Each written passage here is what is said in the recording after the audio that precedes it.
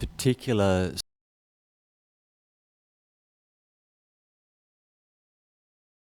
is, very, very simple to understand, but it's quite flexible in the sense that you focus on this changeability of phenomena. It can be mind, body, anything in the universe. This is because when you actually look, say, within the suttas itself, the Buddha must have said it well over 100 times in different sutta formulations, the contemplation of the anicca, dukkha, anatta, and the purpose of this is to maximize the level of letting go in the mind, the quietening of the mind, and you develop. It's much more, say, durable for choice of a word. It's more, and it doesn't just like fall apart so easily. One of the tests of like reasonable meditation is when the pressure's on, things go wrong, you're under stress, and you've got a lot of stuff changing around you, a lot of stuff happening in your life. If your meditation just falls apart, then essentially it's not firm enough, it's not grounded enough, it doesn't have any real stability. Because when I was talking with a senior monk at Wat Buddha Dharma, and he's done lots of the world, and he said that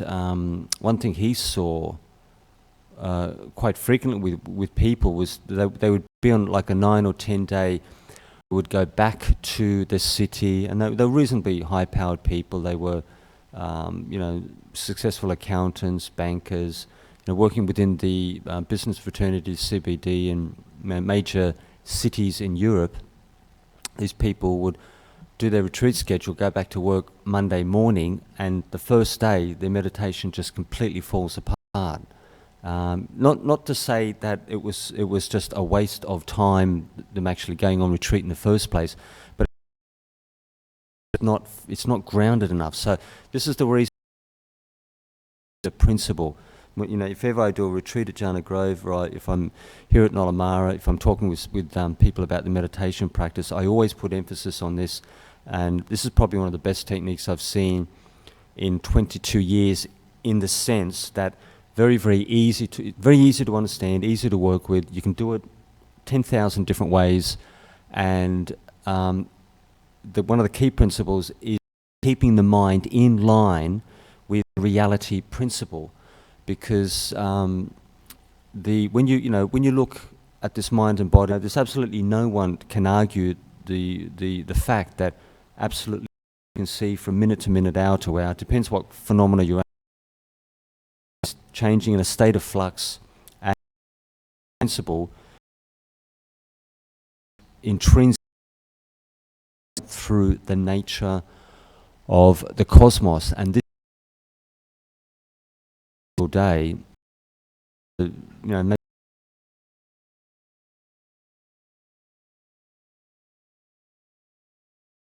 when I go home and see my parents, or I'm spending time with friends, it just doesn't make any difference. It doesn't matter if they're playing music, they're watching telly, my old man's on the computer, all sorts of stuff is going on. That meditation, it holds its ground. It doesn't like fragment and basically get shaken up very easily. So what we'll do is, with this particular session, many of you have a familiarity with the 4 foundations of mindfulness. So we're going to use these 4.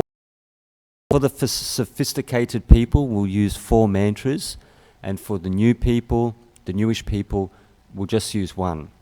So for the intermediate people, 4 mantras. For the first half of the meditation, actually maybe because it's an intermediate group, we'll just use a more focused, a more narrow focus instead of a broad. It takes too long. When you go, if people have a lot of emotional stuff, heavy stuff going on, it's good to go broad, because then you can just breathe through. You can just really feel your way. For people who have underlying stuff to deal with. But for, say, regular people, I tend to focus on the mouth section. Focus on the mouth, and you can feel the breathing on the periphery of that point. So it's reasonably sharp, but it's comfortable. You won't get too much emotional, physical tension. with this one. It's not like this kind of laser beam focus at the tip of the nose, which doesn't always work for quite a few people. So, and what we'll do for the intermediate people, 4 mantras. So with the 4 foundations of mindfulness, say body is changeable. So as you're breathing out, body, breathing in, leave a space, breathing out is changeable. Then the second mantra, breathing in, breathing out, feeling. Breathing in, leave a space, breathing out is changeable. So you're going body, feeling, mind, and dhammas. Body, feeling, mind, and dhammas. Four mantras. The more mantras you do, the way I sense it is the samadhi is more firm because you're getting more comprehensive. You're covering more bases, so to speak. For newish people, just do 1 mantra. Say mindfulness is changeable. So as you breathe out, mindfulness, breathe in, leave a space, breathe out is changeable. So the intermediate people do 4 mantras, big spaces between the words, do it very, very relaxed, focus on the mouth section, and the newish people just do 1 mantra, and we'll build as we go along. Okay, so get yourself into a comfortable position with the head, with the back straight, head upright but comfortable, and make sure you can breathe into the full chest, and you've got nothing tight around the throat, waist, or the wrists. Yeah, the four mantras, like 4 foundations of mindfulness: body, feeling, mind, and dhammas. It might be a little bit too much to ask, maybe in the beginning, but see what you think, or if that doesn't work, just do 1. But if you'll see the effect of it, it's quite useful. And so get yourself in a comfortable position, and just do the mantras silently in the mind as you focus on the mouth section with the breath on the periphery.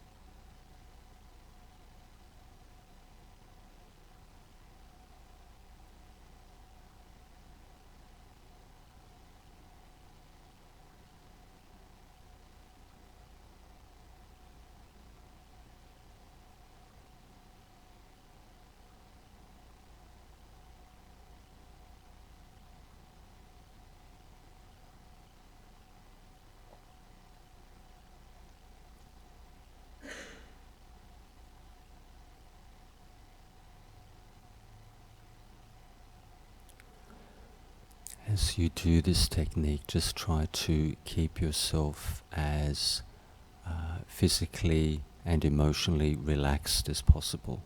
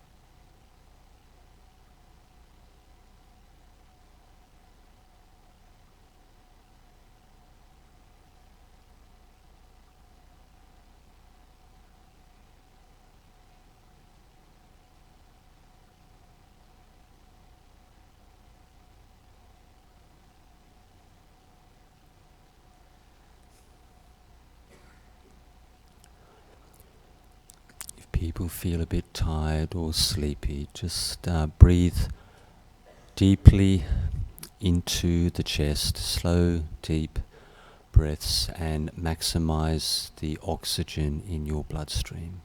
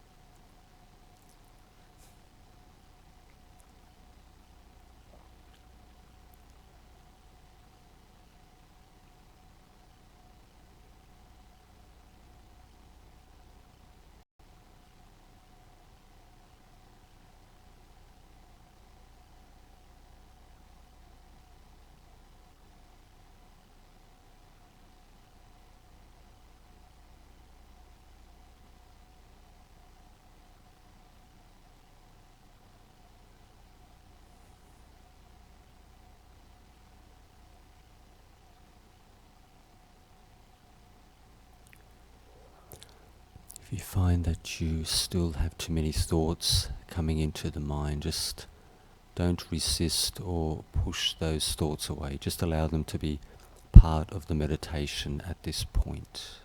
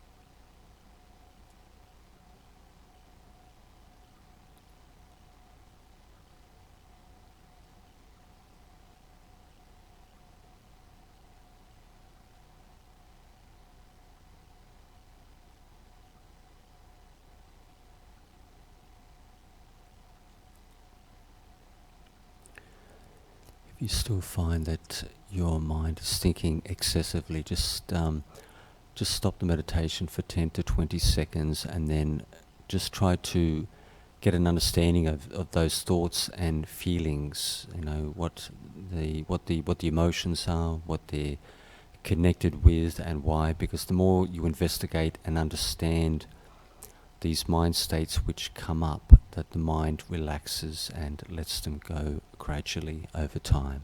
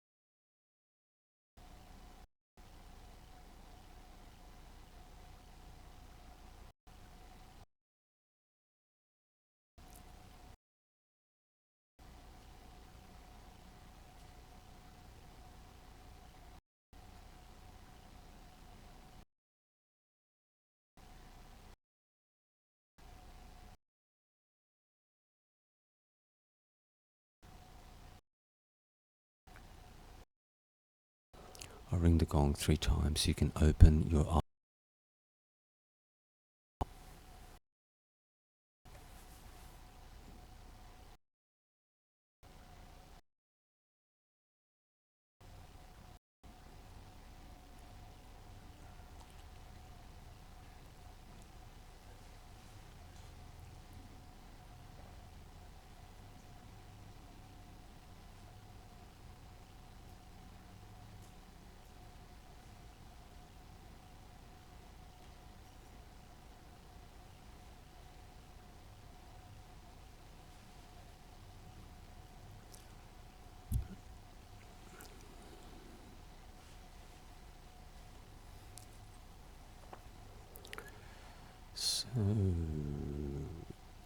So Soto Zen from Japan.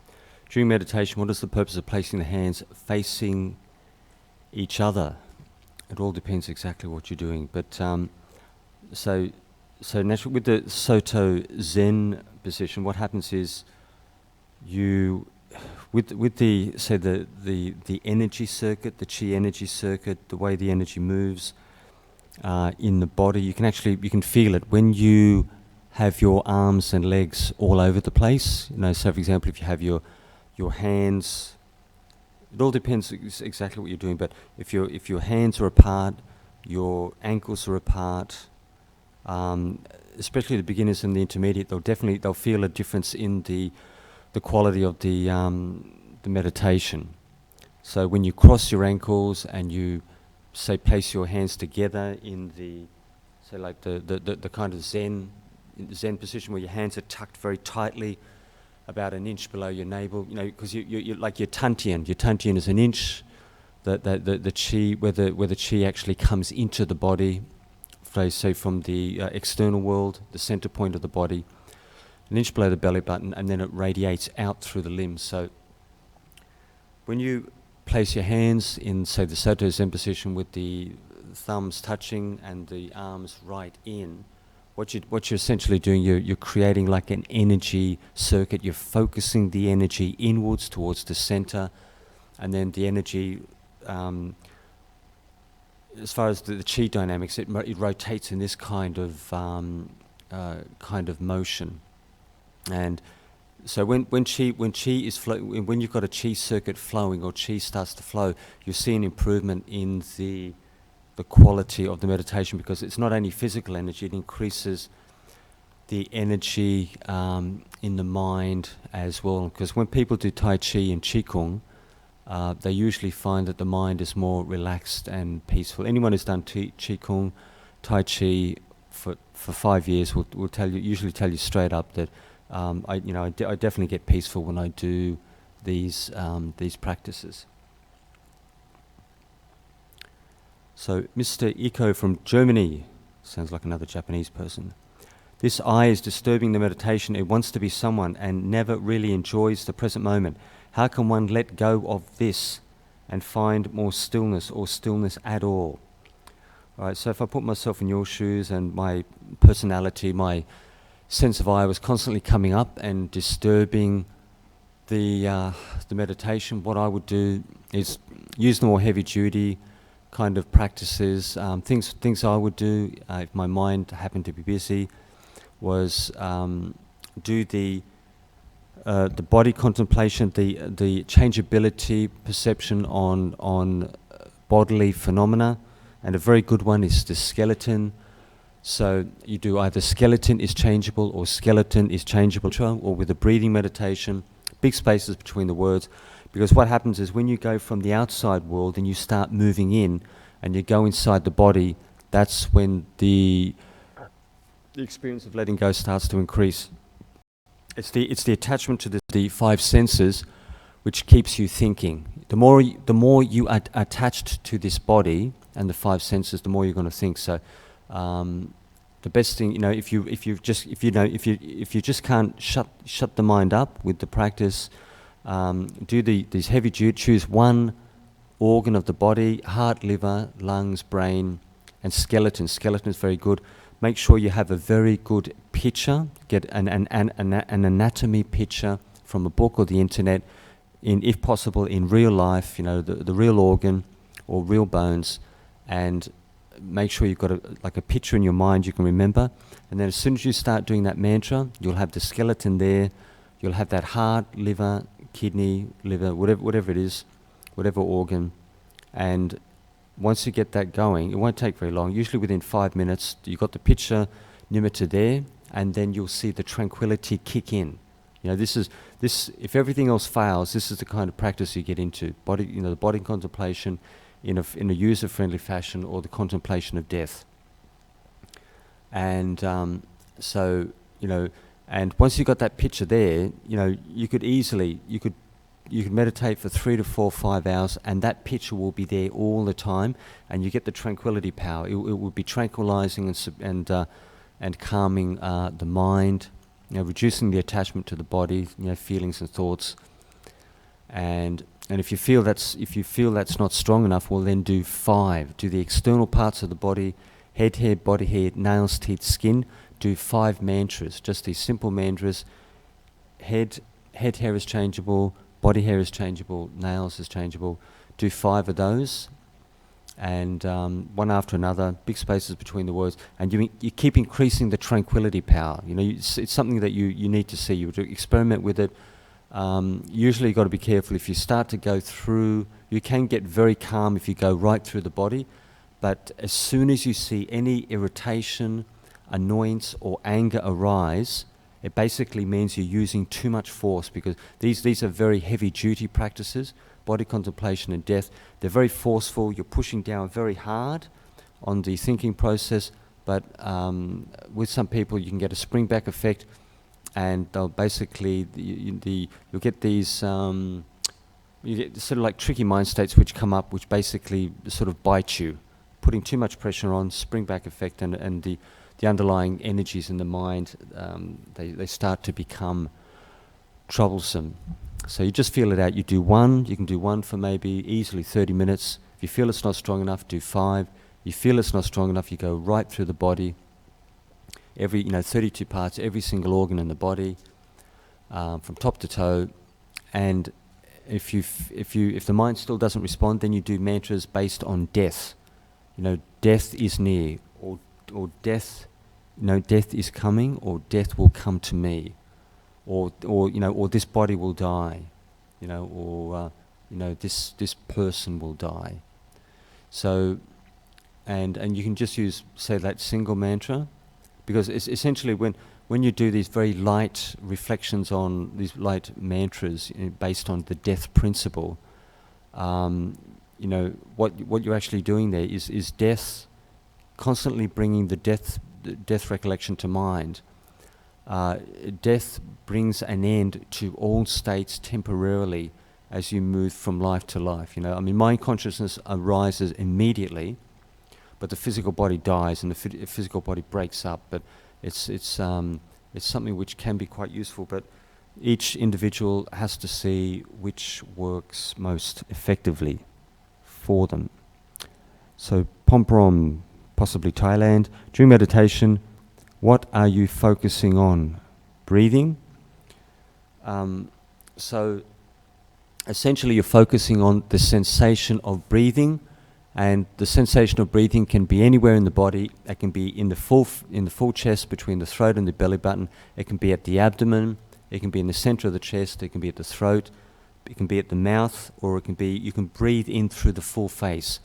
So, each meditator needs to see which area is the most comfortable for them, and if they still want to increase the depth of the meditation, then you start doing these changeability mantras, and then see how it goes. So you're focusing on the sensation of breathing in different areas of the body. Was there any other questions at all before we finish up? No? Happy customers?